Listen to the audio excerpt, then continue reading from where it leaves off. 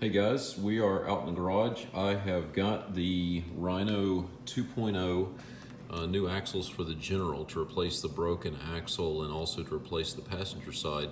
You can see right here, this comes with an 18-month warranty. I believe it's a no questions asked 18-month warranty, which is nice.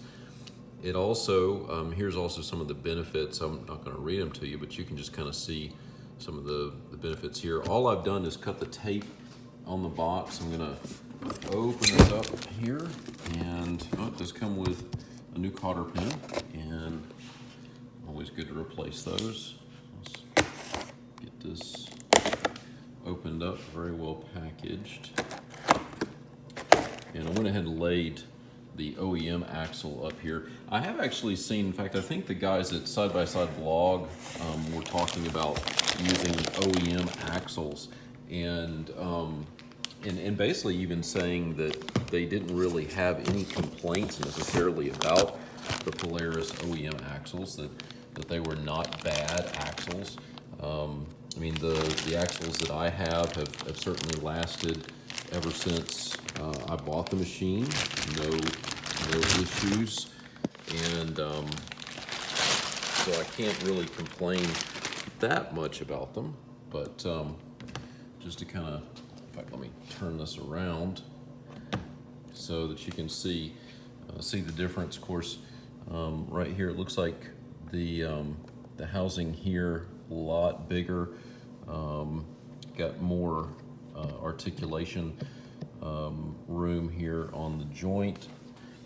The bar, you can see, is kind of hard to tell, but it is a little bit larger, a little bit beefier. It is supposedly twice the OEM rating, and then we got this end here. And so, good news is they look like the length is all good. I ordered stock. I'm not doing high lift or anything like that. New castellated nut, new washers.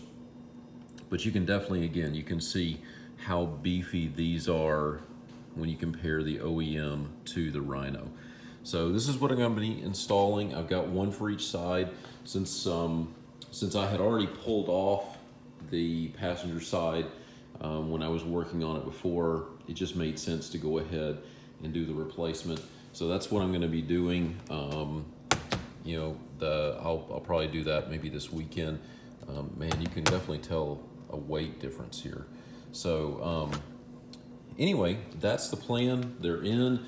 Machine will be back drivable this weekend and a lot quieter. Now that I won't have ball bearings rolling around, which will be nice. So anyway, stay tuned for more, and I will keep everyone posted on the progress once I get everything installed, and we'll get a report once we're all done. Thanks. Bye.